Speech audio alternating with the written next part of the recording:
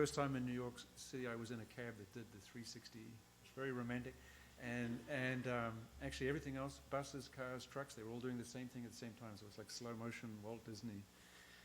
Anyway, of course, it means that we are what we are here tonight.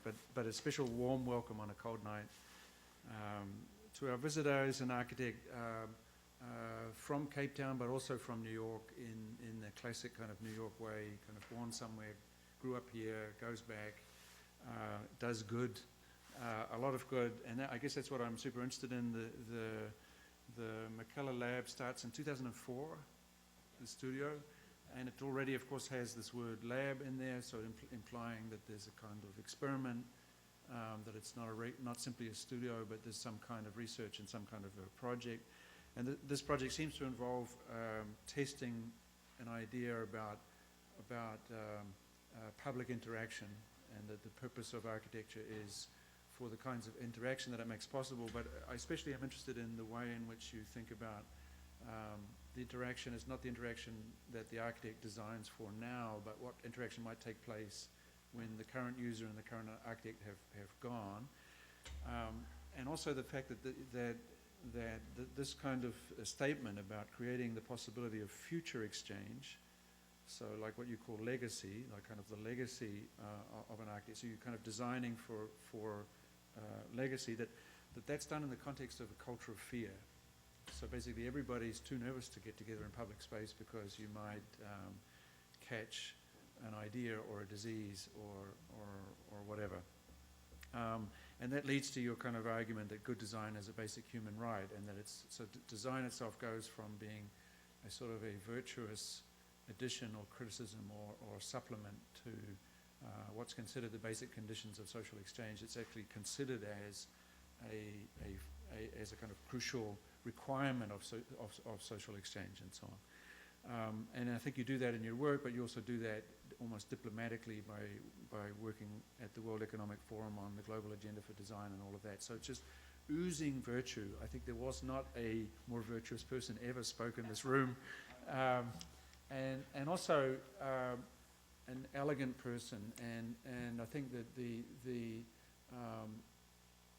there is also something about the way the world is moving now. Other than in the 60s, to be virtuous meant also not to be beautiful. And in the 60s, they tried out the idea that, and this applies to architecture, that an ethically responsible architecture would also be an elegant architecture. And I think the current generation of architects seems to me is super interesting in the refusal of any need to choose between ethical responsibility, elegance, professional success, technical sophistication, and so on. So we really live in a very different mindset, and I think your work is very much coming from that mindset, and it's really very stimulating to us that you and Mario are working together in the design studios, and therefore, as always, it's nice to hear outside of the studio what you're thinking. So very much welcome to the school.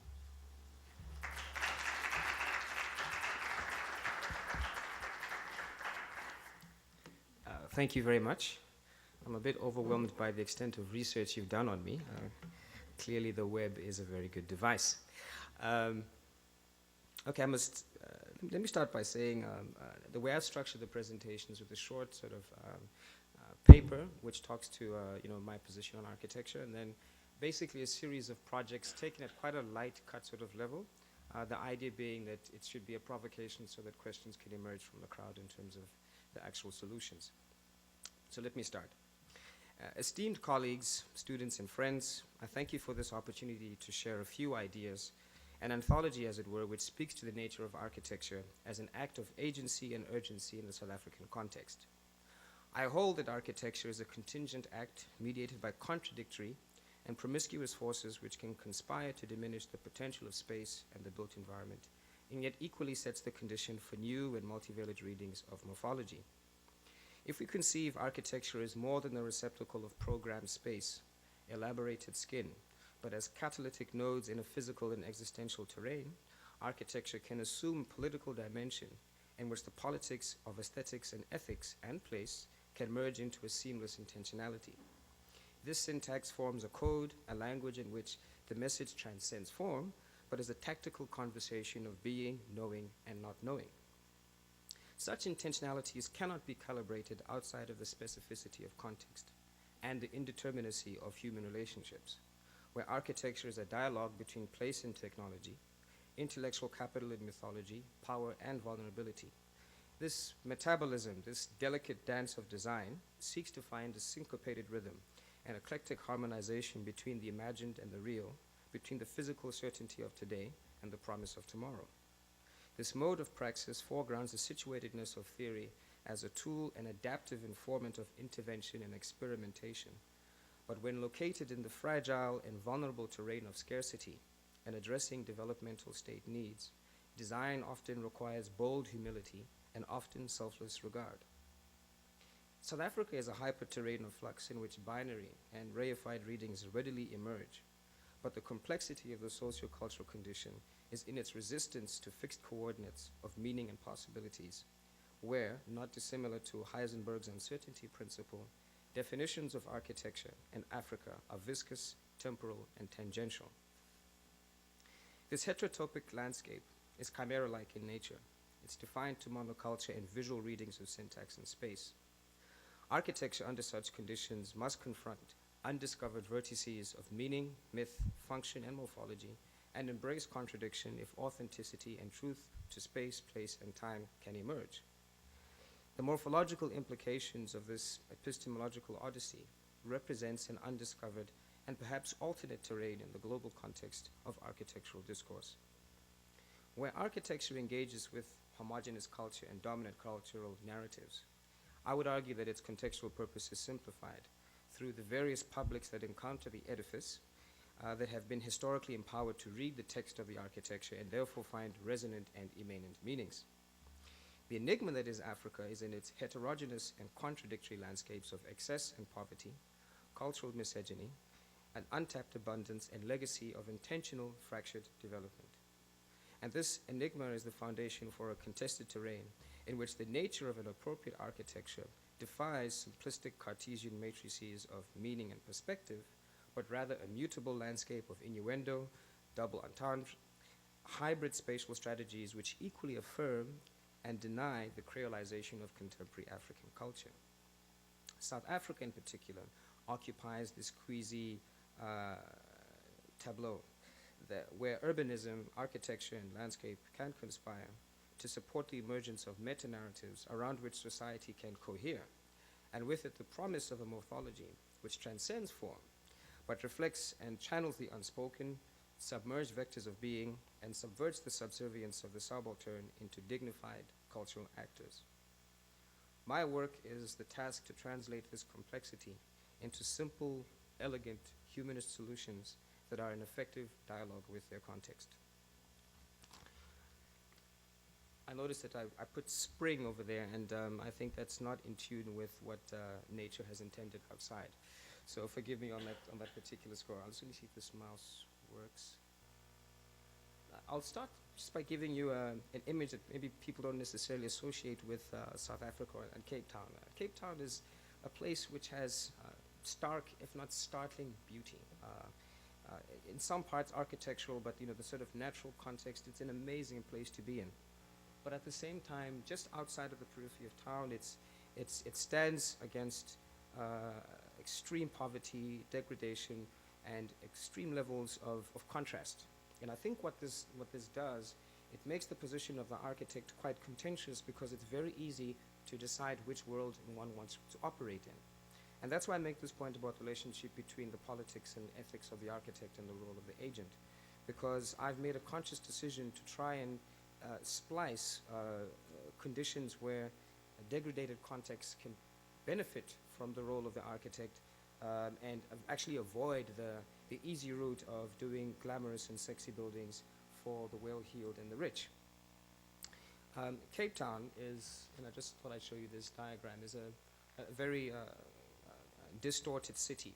It has a central city core along the side and essentially a periphery that wraps around its edge. And this is a direct product of apartheid planning in which the city core was essentially a space of white privilege with dormitory settlements along the edge. And you will begin to see that this has an implication because depending on where one situates a project or the sort of relationship to the urban planning strategies of the day, one can intervene productively or unproductively. So, I'll take you through projects at different scales. First off, with World Cup, I was actually contacted by Budweiser last year as part of a national competition to design a trophy for the World Cup. And the strategy that I developed was actually quite a simple one. I first decided to critique the sort of history of trophies and, let's say, recognition of success, ranging from the wreath to the amphora to the urn, the chalice, the traditional trophy. And what was quite consistent with all of these is this notion of a cup or something that actually holds liquid or fluidity, a sense of a receptacle. And for me, I said, if we're going to make an African trophy, I think it needs to do two things. I think it needs to respond to, let's say, an African sensibility about how to express success, but more importantly, the issues of the day need to come to the fore. So through a very quick presentation, we're looking at, beadwork and craft work, and also looking at the bottle itself. I decided to recycle the bottles and actually use them as part of the strategy for the trophy. So, in short, you have one bottle, and you empty it, and you've got the glass. More drinking produces numerous empty bottles, and I was fascinated with the glass and the actual cap. So what I did essentially was propose that we would recycle all of the glass, crush them into beads, recycle the caps to form a sort of meshed, let's call it meshed sort of web, and that putting these together, one would deconstruct the notion of the trophy so that on the one hand, you have a sort of firm exoskeleton from the aluminium, but on the inside, this sort of spongy, soft and almost pliant sort of internal skin. And the sort of formal language of this, I decided to steer away from the metaphor of a cup, but said that I would look at sort of sensual forms relating to dance, music, and natural phenomena, and propose this actually for Budweiser. The proportions of the actual trophy were structured according to the number of games. There was an issue about the weight of the current trophy, so these ones could not be heavier than them. And the intention was that there would be 64 of these trophies, and at the end of every World Cup match, the man of the match would be given this trophy. This was supposed to be done through cell phone competition throughout the world. I explained to Budweiser that the logistics of doing a live cell phone competition globally would probably defeat them, and unfortunately it did. With this competition, I was actually told that I had won, but apparently the CEO of Budweiser said it didn't look African enough. And I found that to be quite interesting, that he knew more about an African aesthetic than I did. The winning trophy was actually a drum, very clever, and unfortunately it was never manufactured. But I thought it would be quite an interesting way to just show you how that notion of aesthetics, and also how one can question the fundamentals of what is a trophy and try and articulate something different. And in terms of a jump in scale,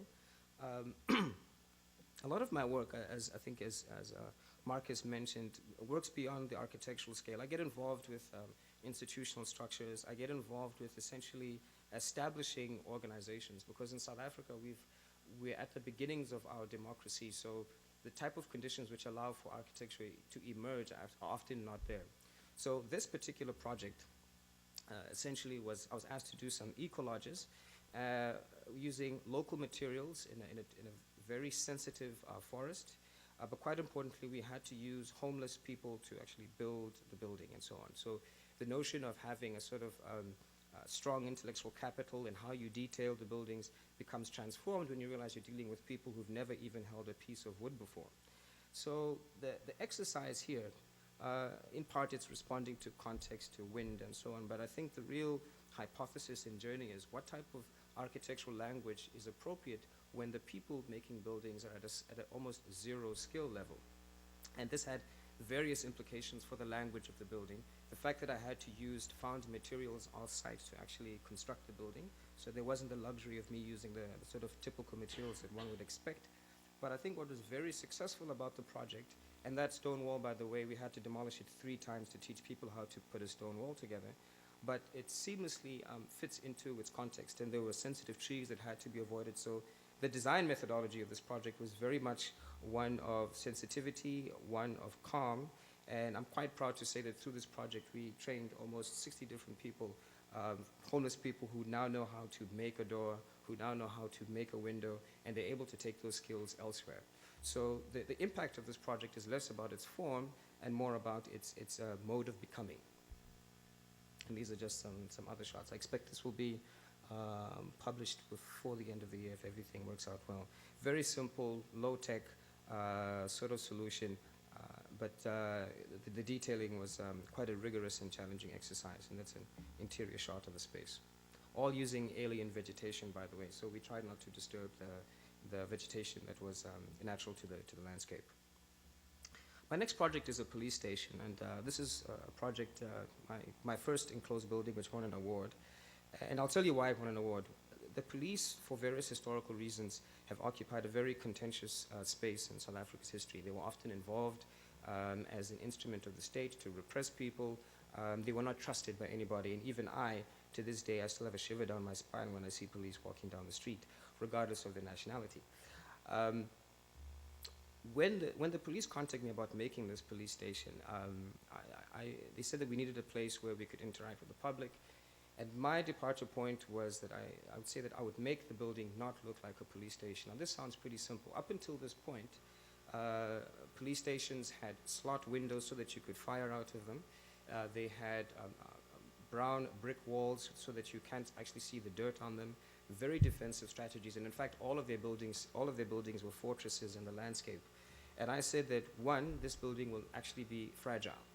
So I'm actually going to make it white so that if dirt shows up, it encourages you to clean it. Second, I'm going to remove all of the burglar bars, which they had on all of the windows, and I would have no fence at the front side. Essentially, I would turn the inside of the station outward and make it a public sort of building. The success of this project is that it has now informed the national strategy for how all police stations should interact with their setting. Not necessarily the form of the building per se, but really that police stations can become part of their context and can afford to be ephemeral and in that way show strength, as opposed to showing strength by having a fortress-like sort of architecture. The staff in this building have loved the building. I go there and visit it often. But the most intriguing thing one of the most intriguing things was when I was dealing with the police superintendent, and I was putting in hand-screwed taps and so on in the bathrooms. The police superintendent said, "Don't give the police nice things. They will destroy them. They're all animals." And I said, if you treat your own staff like animals, then they will behave like that. And not only that, they will go out into the world and take it out on ordinary people. So I said, let's make a building which brings dignity to the police, because they are a part of our society and they need to see themselves in a different light. And this building it's a fairly ordinary sort of architectural language, but I think it's quite a departure from the normative way of how buildings were designed. In fact, people have said to me, it looks like an art gallery, it looks like anything else. And I said, well, I'm pleased that the one thing it doesn't look like is the stereotypical image of what a police station needs to be. The little curved end over there was a smoker's corner and a barbecue facility, a sort of place where the police would get to rest. And at the time, there seemed to be no necessity for this, but it's one of the most successful and simple spaces in the whole project. And when last I checked, police persons, that is, have been arguing quite a bit to try and be relocated in that particular station. Greenpoint Stadium is a project which I submitted as part of a competition. I was shortlisted. And what was interesting for me about the stadium, and this was for the World Cup, was its potential in terms of what it could offer society, the local society, that is. And what I did is pretty much a hybrid concept. So there was a relationship between the notion of tree providing shelter, again, craft in terms of beadwork, but the location in terms of a mountain, sky, sea relationship, and the protea, which is our national flower.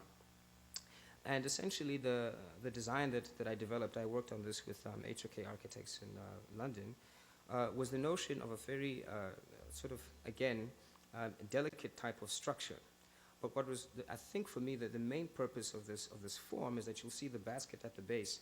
Where the stadium was proposed, there were actually about 5,000 informal traders who used to trade on that site every Sunday, so it was a means of livelihood for them.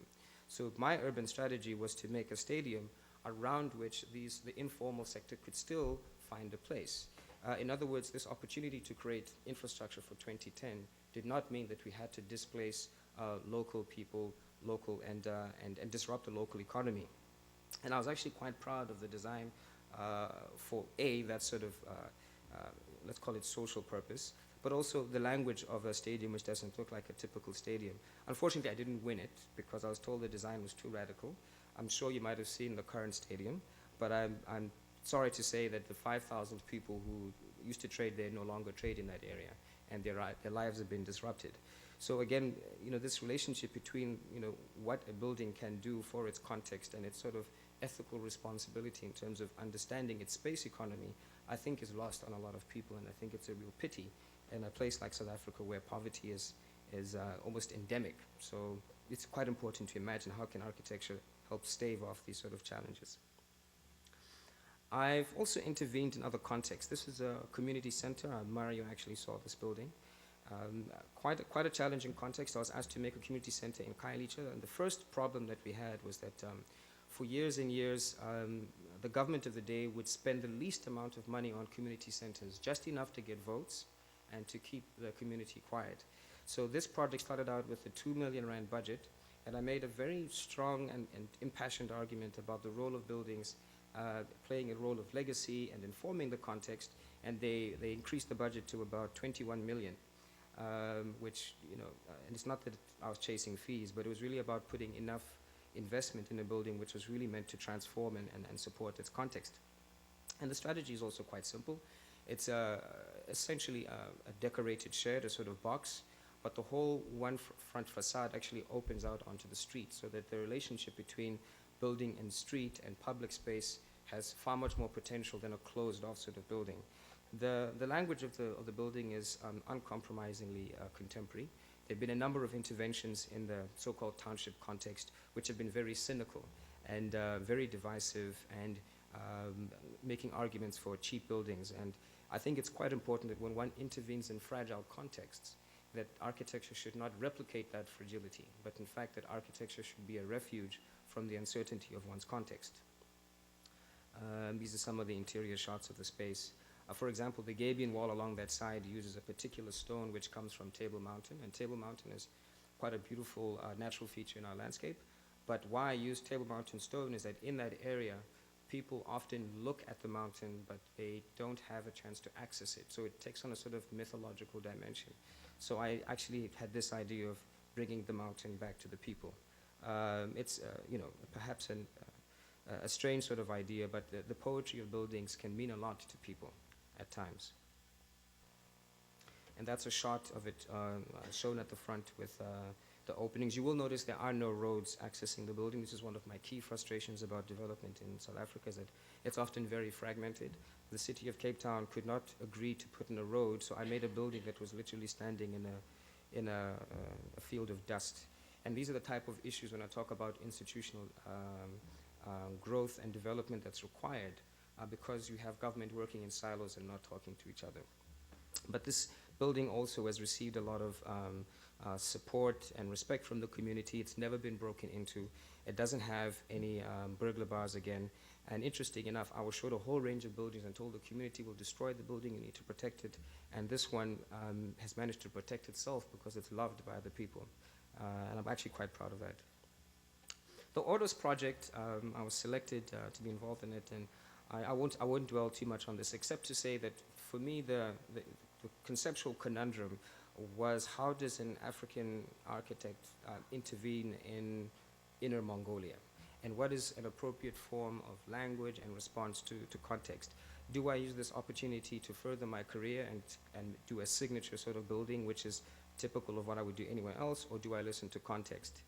I took the latter approach, and I was particularly inspired by, or rather depressed, by the extent to which Beijing's development in the last 10 to 20 years, and in fact other parts of China, have really eroded the Chinese sensibility of urban form and architecture. They have a very particular, let's call it, hierarchy of public and private spaces. And I was intrigued by this notion of a semi-public space which happens within the Hutong sort of courtyard dynamic. So the building that I essentially did was an assemblage of three elements: line, solid, void, basically a series of cubes which interlock together to form a semi-public space within the heart of the building. And really the idea was to critique this notion of villa, being in the middle of Ordos and not really interacting with its context, but making a building in which the innards actually turn to the outside. And it was also highly informed by a lot of Mongolian mythology, and we called it the Palace of the North. I found a very interesting Mongolian poem which takes a whole month to recite, and I analyzed the poem and then abstracted it into the architectural form. And I think this project was also quite intriguing because it didn't fit the sort of expectations that I was asked by certain people in China about what type of building would I make, and the sort of hut sort of references seemed to emerge in these conversations. And I said, no, I'm not going to make a hut. Anyway, so this is a shot of that sort of sliver, let's call it that canyon between the two buildings, in which the public are drawn into the internal space. The next project is interesting for me because I was asked to do a public transport office building for government. The brief was for it to be the first sustainable building for the state. But what's interesting is the actual tenant. We have a phenomenon in South Africa of commuter taxis, which is a sort of semi-formal industry which is quite powerful, but also prone to violence and constantly clashing with government. And similar to the police station, the government had always taken the attitude that this commuter taxi industry people were animals and not worthy of being treated correctly, and it caused a lot of strife, pretty much going back to the 1980s. So I made the argument that we would, again, make a building in which a taxi driver would feel that they're actually given respect and being a part of the community. So the language of the building, as opposed to what was there before, was deliberately contemporary, large volumes, big spaces where if taxi people had a debate and they wanted to address their grievances, that the civic architecture that was presented would dignify how those grievances are conveyed, expressed, and resolved. And in short, it was, I mean, aside from the sort of normative, let's call it technical issues about making a sustainable building, natural ventilation, looking at the heat gain and heat loss and those sorts of mappings, this building was also specifically located in a very poor area. I don't know if you can see the context, because again, government wanted to make the message that they believe in people and they want to actually respond to the needs of the township. So its setting was quite important. The height was was a big issue. I mean, it's only 7 stories, but it's actually the tallest building in the area. And a lot of the debates and discussions that we were having with the client, being the premier of the state, was really about making a new type of architecture that could help transform this agenda of integrating the taxi community within broader society. So the materials and the structures, it's fairly simple. It's a series of boxes, sort of tectonic approach. But I think really for me the most important thing is just its role in terms of really responding to a sort of new interface for a sector of society that has always been on the periphery. Recently, I've been asked to do a museum for the Food and Allied Workers Union. It was founded by a woman named Ray Alexander Simons. She moved to South Africa as a teenager, I think just after World War I, and literally formed a trade union by the age of 14. And in fact, the Food and Allied Workers Union was quite instrumental in the 1980s in terms of mobilizing people on the ground because the ANC was banned. So this becomes quite an interesting and significant site of intervention because it's in Gugulethu. You might have heard in the news about a killing of a tourist that happened there a couple of weeks ago. So it's a fairly complicated site, and in fact, before 1994, an American activist, Amy Beale, was also killed not too far from the actual project. And for me, the conceptual proposition here was I interviewed quite a famous writer named Njabule Ndebele about township life. And he told me that growing up in the township, everything works spatially in sets of 3. So if you stayed in one house, the next 3 houses would be your community. And you would not walk beyond those 3 streets because you would overlap with another community and you'd get into fist fights and so on. But what he also said was that you would have 3 sets of 3. So whenever there was a political or social issue, communities would organize in 3 sets of 3 and so on and so forth. So this number 3 became quite an interesting, let's say, device, so to speak with. And when I investigated the type of spaces that we put in the building, this metaphor of almost a sort of scalar approach to reading this landscape became quite important. So essentially, I'll actually jump back to this image. We've got the museum component sitting over here, but in fact, this is the whole sort of site. There is a water feature over here, which is a detention pond where currently lots of children drown every winter, which is our rainy season. So the intervention largely was, okay, sorry, go back. The intervention was to create the museum, but also to rehabilitate this context, and you can begin to see the sort of fragmented language of the informal settlement. And in some ways, there's a sort of dialogue between the formality of the urban intervention along the side versus the informality and the sort of splicing of opportunities across the space. The structure of the building is essentially 3 rectangular spaces which interlock in volume. They are structured according to 3 in terms of height, width, and depth. The creation of a sculpture park at the bottom scale over here. This is the existing building where Ray Alexander Simons first held her initial rallies, and then a tower which forms a visual beacon in the landscape, which is actually how you access the whole museum complex by actually coming in from underground. The project at right now is really in its early stages. I mean, this is an organization which has never done a museum before, so a lot of the work is not necessarily the designing of the building, but understanding how to structure a museum, how to structure curatorial practices, what type of institutional vehicle is appropriate and structured, fundraising, and a lot of my work is very much in that sort of domain because I've realized that it is almost impossible to create architecture unless one is engaged in some sort of educational dynamic about what the site can offer. Currently, we've proposed to the city that this major street over here, which is one where I mentioned where Amy Beale was killed, that this would be pedestrianized, the creation of a park along the side, a sort of amphitheater which would face onto the building, and that effectively we would have a sort of urban renewal node. The project was launched by the deputy president, I think about 3 months ago, so I'm hoping that the fundraising will go well. But I haven't heard much from them at this particular point in time. And this is just very initial schematic renderings of the building, which essentially floats in the landscape and creates this alternate terrain beneath it. Adamastor's Throne is a what I call a provocation. On occasion, I think it's quite important to do projects which are meant to stimulate a bit of debate. And one of the debates that we have in Cape Town is the issue of appropriate height of buildings. The argument behind this building was to create a sort of ecological tower which would do serious investigations in terms of wind, changing in wind patterns and the rising of the sea level. Adamastor, by the way, was a mythological Greek god who apparently lived at the top of Table Mountain and prevented Portuguese ships from rounding the Cape. That's when the Cape changed from being called the Cape of Storms to the Cape of Good Hope. Apparently, Adamastor was defeated when Bartholomew Diaz went around. So there's also a tongue-in-cheek play on the origins of Cape Town and this sort of notion of wind and colonization and development.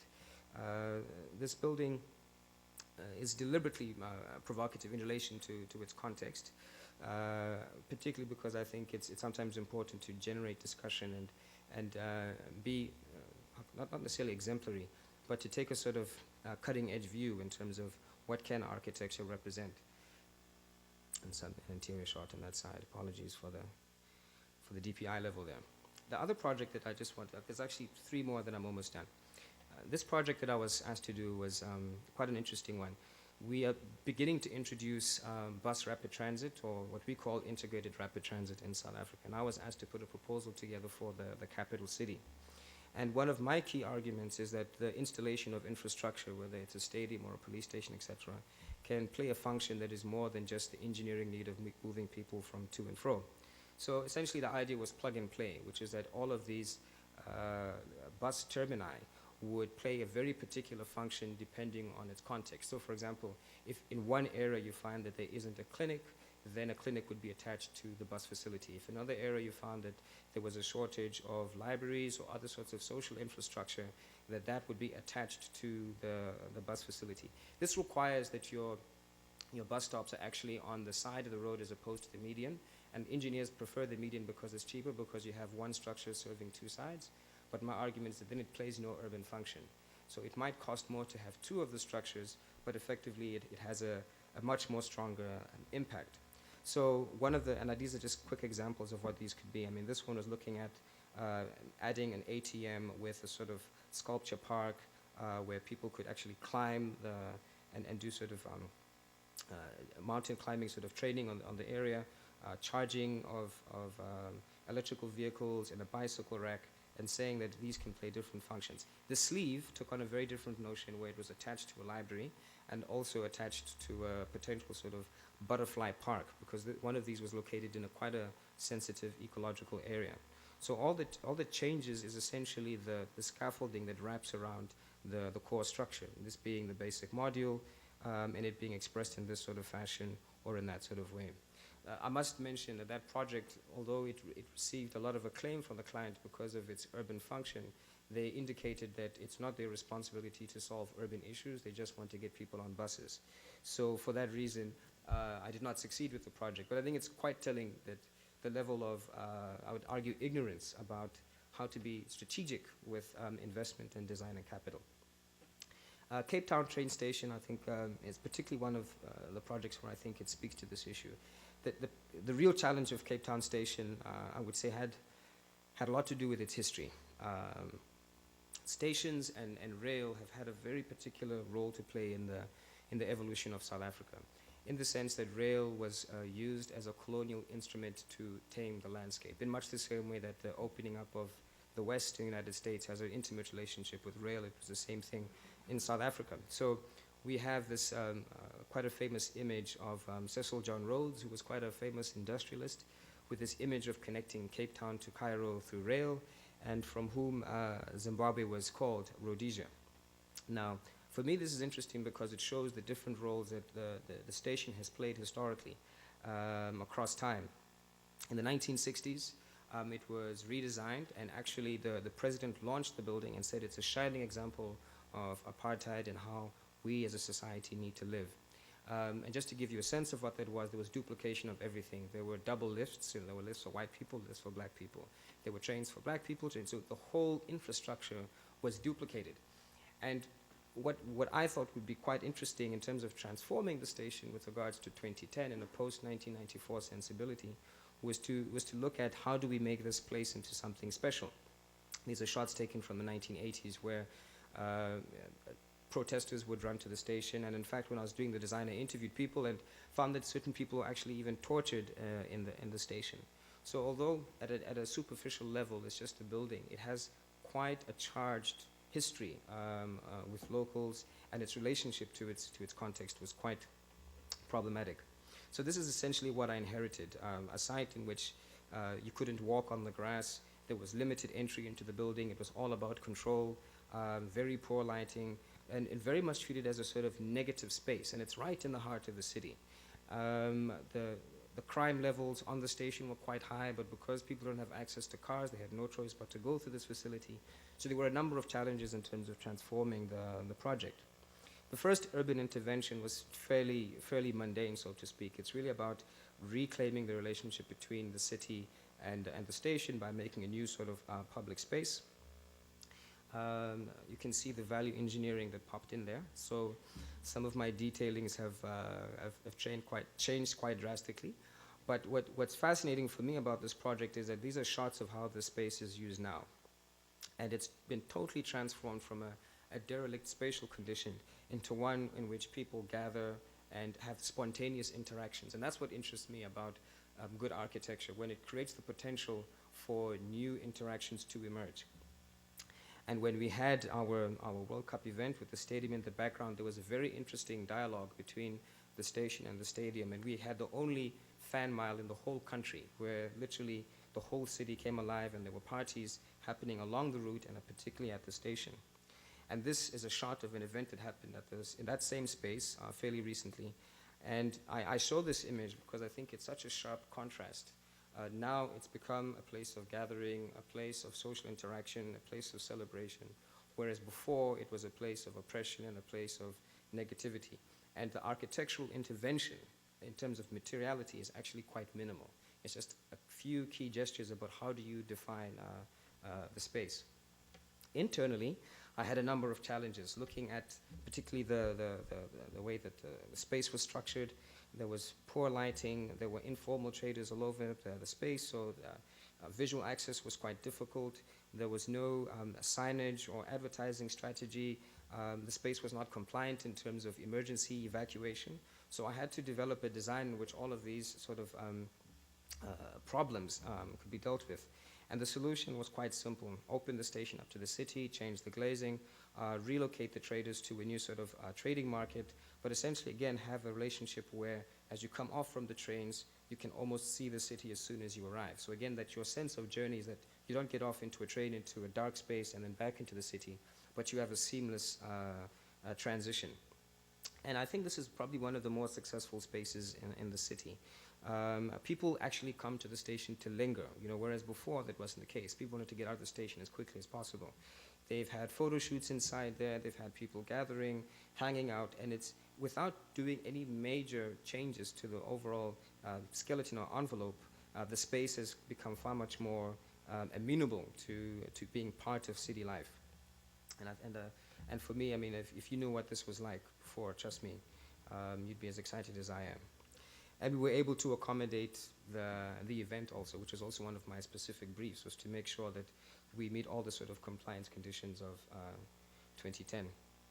Informal traders, I showed you that sort of strange trading unit. I designed a new one that would be used within the main concourse. It's essentially a sphere that closes up and down. This is partly to do with the closing of sight lines, but also that when these are shut, that they also remain like pearls within the concourse space, so that you don't leave it to chance the way in which informal trading begins to interact within the main concourse. And on the station deck itself, we had, as you can see, quite an informal setting. People who trade, and these are largely women, and one of the main problems is that they would trade, they would gather their income, but they had to walk quite a long distance to get to an ATM, so often people were mugged after work. People's goods were often stolen because it was just a trestle table, and also the rentals were quite high.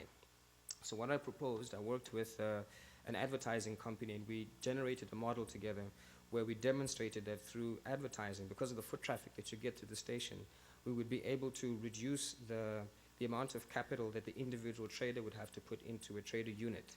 And we decided to make a sort of environment in which the traders would be able to trade with more dignity, with storage, security, signage, and actually transform quite a derelict space into a new sort of public realm.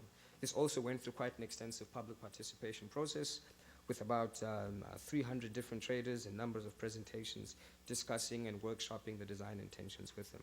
So these drawings are not the architect working in isolation, but there are processes that inform it. And then lastly, at what I call the XL, or the large scale, I've been asked to do a vision for Cape Town Station in the year 2030, and my main brief was to put in the first underground in Cape Town. So whereas I had a 2010 brief, I also had a 2030 brief. Now, one of the key debates that we were having was how do you model a city in the year 2030?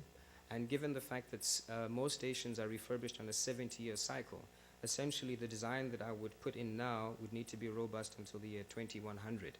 So the issue of appropriate densities and particularly from a population perspective and the nature of the economy and all these sorts of things became quite critical, because a lot of the people in Cape Town were quite comfortable with current densities. But we had to demonstrate that the current densities are not only unsustainable from a let's call it an economic perspective, but you need to work with accurate forecasts to scale this project.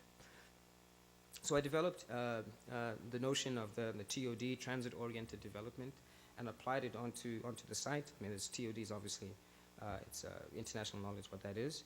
But this was also quite transformative, because for the first time they realized that rail infrastructure is an opportunity for housing, is an opportunity for urban densification.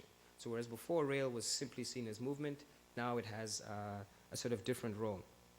And through a series of mappings where I looked at historical urban spaces, looking at cycling routes and so on, I proposed a sort of new network which would just effectively stitch the city together, because this piece of land, which is about 58 hectares, effectively divided the city in two, which caused all sorts of implications in terms of urban growth and urban development. And integrating it with transport infrastructure, sewage, utilities, etc., was all part of the brief. And I managed to, with the densities that I predicted, I managed to squeeze in about 45,000 extra people into the city. And what this means is, if you remember before, I spoke about the sort of eccentric nature of Cape Town, with people on the periphery and not in the core, is that this was an opportunity for people to have close living in proximity to where they actually work.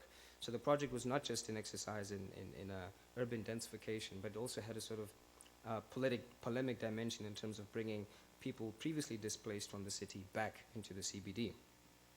And this was just a speculative sketch I had done where I'd sunk in the train station underground with the transport museum above on the actual site. Very early schematic shot of what it could potentially be like in the underground. We went through all the processes of geotechnical issues, etc.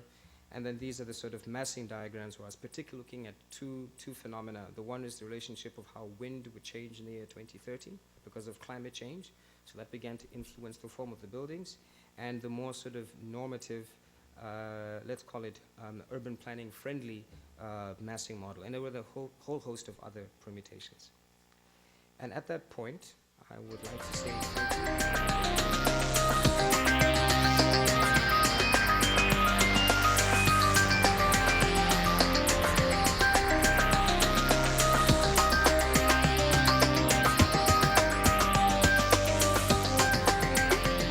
Connected Cape Town is an integrated mixed-use development that seamlessly connects public transport modes, serviced by the full range of low-carbon-intensive transport modes, with a particular emphasis on light, tram and electrical personal transport, tailored towards the needs of the pedestrian. Connected Cape Town is typified by its iconic and vibrant central spine, which not only plays host to a real 24-hour lifestyle, but is a major contributor to the biodiversity of the CBD, and offers a range of historically informed public spaces, offering a blend between culture and public space making.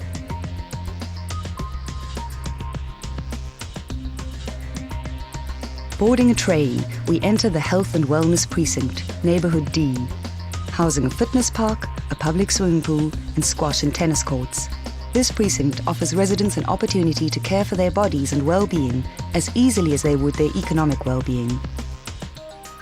Clinics and healthcare centres are complemented by open spaces, a research centre, as well as high-density housing. This creates individuals and communities at work and at leisure who are informed by a value system of mutual respect and human solidarity. Using the many forms of sustainable, pedestrian-friendly transport available on the site, one enters Neighbourhood C.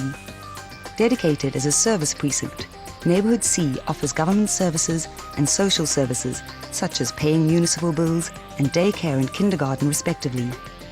Beautiful recreational spaces and government staff housing make Neighbourhood C a friendly, relaxing and efficient destination. As we move into Neighbourhood B, we enter a site of innovative technical research and education. The spirit of the entrepreneur thrives here, with restaurants, cafes, stores, a food market, and various forms of micro-industry.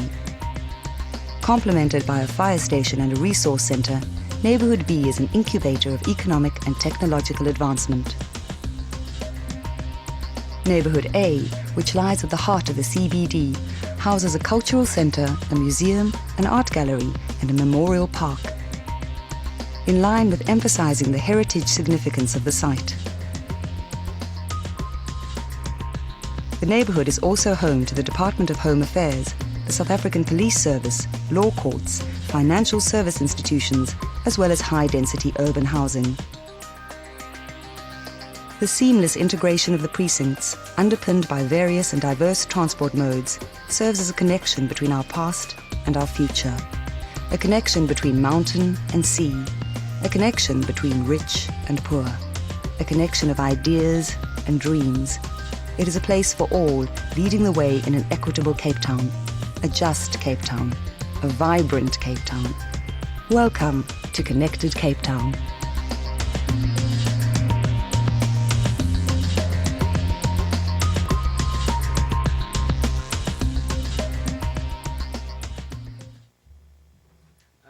Just one caveat. That commission was essentially an urban planning presentation. It wasn't an architectural project. So the architectural resolution is deliberately ambiguous. It was more about the sort of planning and infrastructure approaches to the site.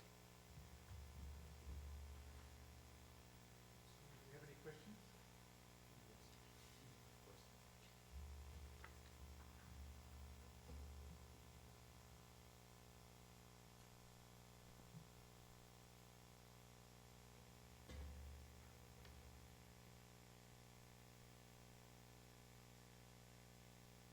Is that a good or a bad thing? Um, yeah, I have a very specific question. When you were talking about the police station and when he said that they would break the faucets, Yes.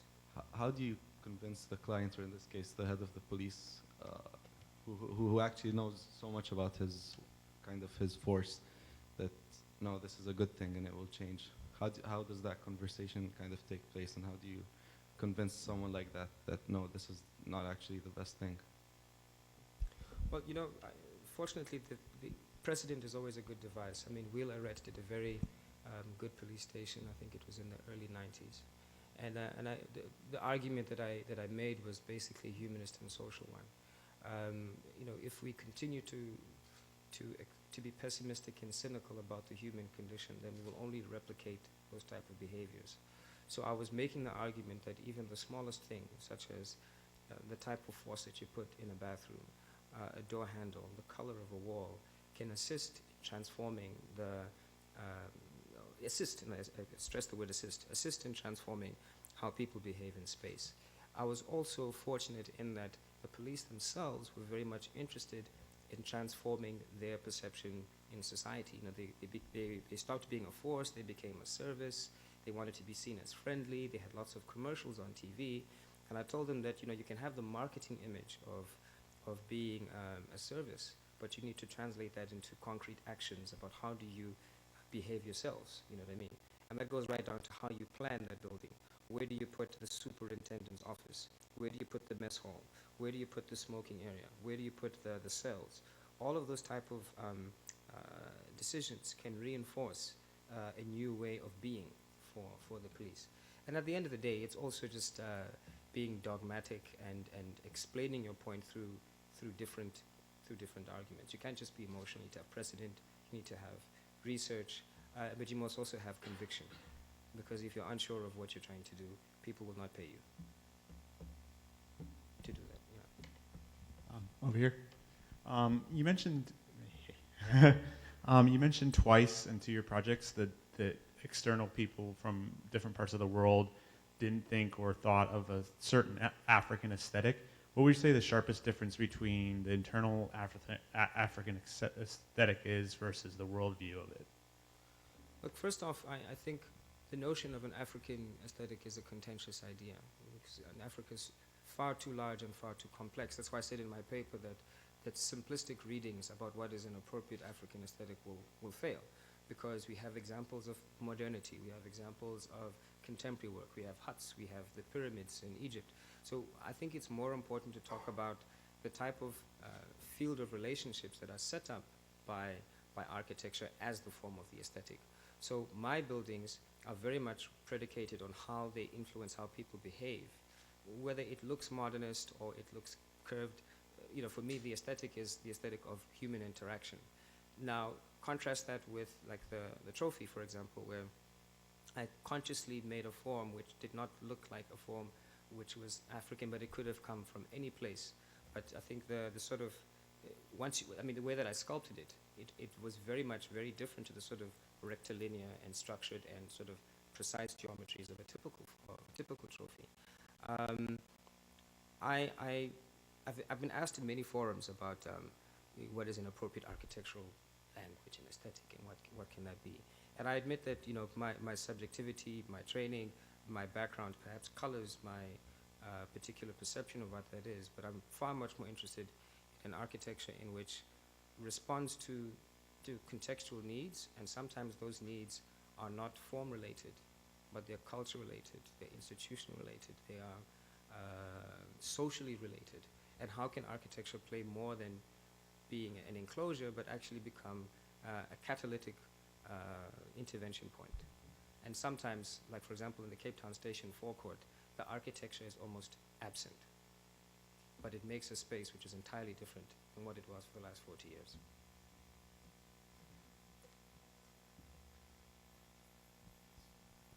This might be related to Chris's question in some way. There seems to be a tendency, I think, for at least what I've seen in some student projects, to glamorize the informal, maybe coming from the city. And here I see, to some extent, a desire to be maybe released from it or to change to something formal. And it struck me that there was, the question is, how do you maintain either that balance, and is the balance between the informal and formal even desired anymore, or is it time to move on? It's a very good question because it goes to the heart of lots of our urban and architectural discussions in Cape Town and the country in general. My father's sister, or cousin rather, has been an informal trader for 40 years. And she'd be at the sidewalk selling beetroots, and she's actually trapped in a very particular economic cycle.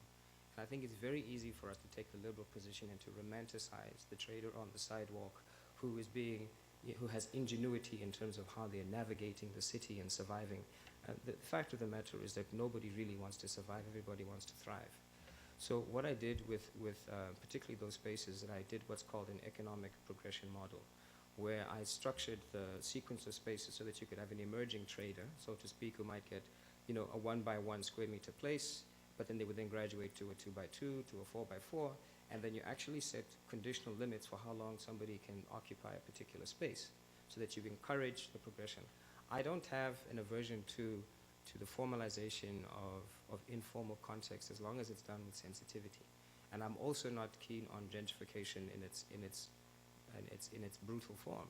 But I also have a lot of caution about romanticizing poverty and romanticizing the native and going through the township and saying this is so cool, and then freezing those people, I use those deliberately, in a form of suspended animation in which we glamorize the township. And I stand in a minority on that because many people will talk about how sexy the township is and let's keep it as it is, but they would never stay there. So, yeah. But I just wanted to ask you a question, and maybe that is related to Esteban's question about this relationship between the formal and the formal. What struck me about your projects is the degree to which they are all essentially interventions in the formation of a kind of, or remaking literally of a public sphere, of an introduction of a public sphere for an emerging nation, essentially. And you talked about South Africa as a developing nation and the desire for a level of humanity within that.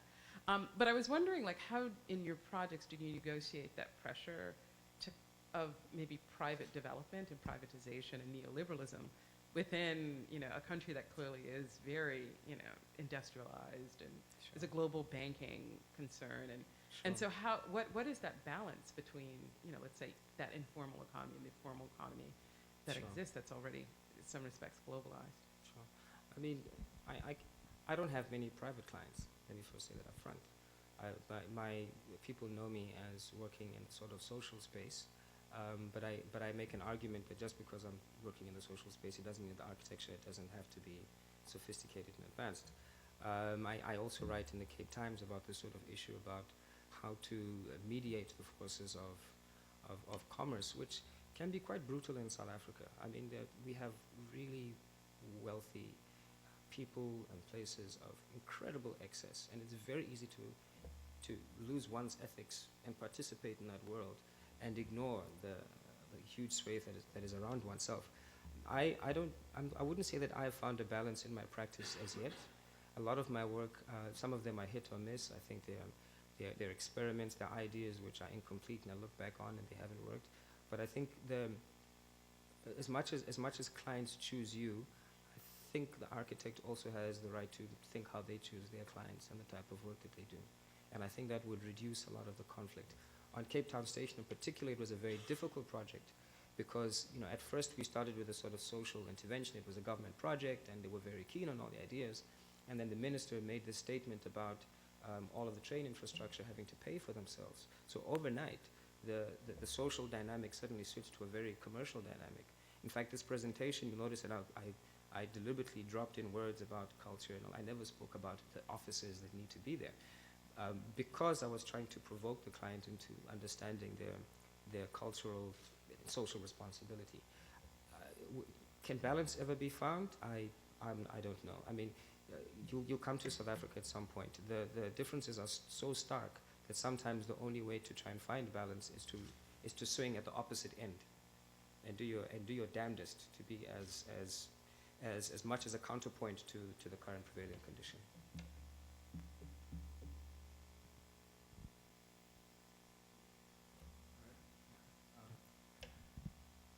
You mentioned here and also with the students that South Africa is a very sort of young country, and we're working in Johannesburg, and you also sort of talked about the city trying to come to terms with what it should be in terms of going forward. And so, for example, at the recent World Expo, I think the theme was Better City, Better Life. And perhaps it's the image of modernity in contrast perhaps with your sort of thesis about relationships. So how do you think that you negotiate the condition between what the image of the city should be, and I'm thinking about the tower that you showed, with your thesis about aesthetics and actually being concerned more about the aesthetics of relationships rather than the aesthetics of the image? Sure. I mean, talking about the World Expo, because I actually delivered a lecture there, and I was actually quite struck because I think there was a discord between the theming of the event and the content that was showed there. It's quite a difficult one, because I do believe that one can talk about aesthetics and ethics in a sort of interchangeable sort of way. I mean, if you think of Wittgenstein and so on, that the way that you make your buildings and how they look represents tacitly your values and what they are. But I think in a lot of my projects, some of them, quite frankly, are tongue-in-cheek, because it's very much about that pendulum and just providing a counterpoint. When the buildings are actually manifest, for example, the police station and the community center and so on, I mentioned this notion about a bold humility and a sort of selfless disregard. Those projects are very different to the unbuilt projects, which are almost experiments, as it were, and ways of just trying to push the boundaries. This notion of balance is something that, if I can just expand, I mean, I'm intrigued. We're taught to think of balance, and we're taught to think of this and the architecture finding a middle road. But the more and more that I've interacted with architecture, I think balance is almost impossible. The forces of one particular client and context always conspire to make a project skewed in one direction or the other. And I think balance should be perceived more, how does this relate into something else? So, for example, the tower is not so much about its aesthetic form on its own, but the tower in dialogue with the mountain and the city in between, and that type of sort of tension, because seen on its own, I'm not really convinced that it would be that particularly effective. In terms of the studio approach and about young people and trying to find an appropriate aesthetic, I've taken a very personal position about what I call the aesthetic of human relationships. I think the role of the agent or the author in terms of being authentic to oneself about what is one's position is probably more important to me than the actual outcome. We have a youth in South Africa that have been demoralized, have no sense of self-confidence, who are always trying to find easy answers and trying to be something else than what they are in order to be. And I look at my work as an example to say to people, you can be whatever you want to be, and just put it out there and let the world absorb it and reflect.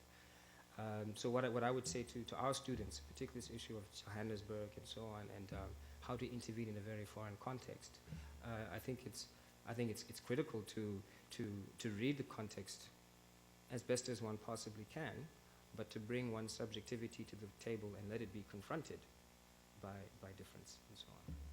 I don't know if that partly answers what you're saying. Yeah. I have a question about the last project. The 2031. Yeah. Yeah. Because that's an incredible new density for Cape Town. Yes, it is. So yeah, I know over here it looks very low Normative, you know, normative, it's quite radical. Yeah. Yeah. So I'm curious about the response to that, and also in relation to something I should know more about. I kind of lost track of what happened with the right to a house, once South Africa changed. And I know that has been sort of hugely controversial, especially since all those houses were sort of little houses. And For sure. Right. And so the polemics of your new project in relation to what's happened with the right to housing and whether that's succeeded or failed in any way. The 2030 project is very controversial for those very reasons, because you see a lot of the urban planning paradigm is about 3-story dwellings and so on, but if you actually map the potential density of the CBD according to that versus a strong and vibrant economy, we should be looking at buildings that average 7 to 10 stories, et cetera, et cetera. So what we have is this sort of conundrum where people like the way Cape Town looks now, but they don't understand the economic implications of freezing development in its current form. You'll also see that on the diagram, the buildings are far much closer than average, because the research that we've shown is that with climate change coming in, wind and the sun is going to get far much stronger. So we're going to have a climate which requires buildings that are much closer together in the future than they are currently now. And that also was a point of contention, because everybody wanted the wide sort of rolling Ramblas boulevards. And I said, listen, look at the climate. And again, responding to context. On the issue of housing, last year I was appointed, the only architect, I've been appointed the advisor to the National Minister of Housing. And we've had long discussions about this issue of the right to housing versus the right to houses. And the proposal that I put to him is that he needs to, at some point, either in 2012 or in 2014, because the ANC has to make a decision on this, they need to actually start engaging the public in explaining that there simply isn't enough fiscus or capital to maintain this culture of everybody getting a house, and that a new type of urbanism needs to evolve. And I've argued that the government should be involved in making what I call incubator housing opportunities. Again, create rental stock. You can stay in it for 4 to 5 years, and then you should be encouraged to move on so that young people can come in. And that's quite a big political debate because of the promise of 1994, everybody gets a house and this. But the reality is that, again, the numbers are not pointing to the current status quo as being sustainable. Yeah. But you're absolutely correct. The first project has been quite interestingly controversial for a number of reasons. Yeah.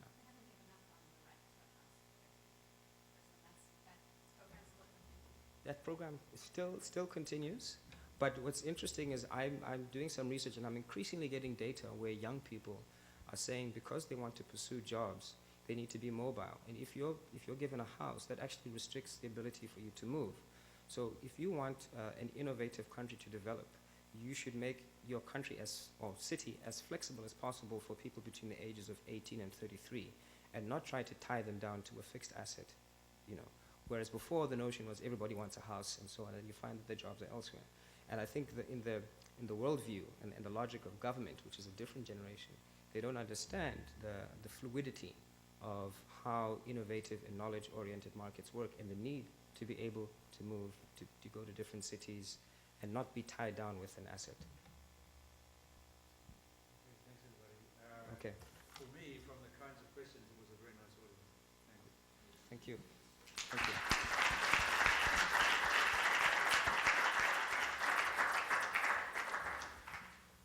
I apologize if it was a bit long.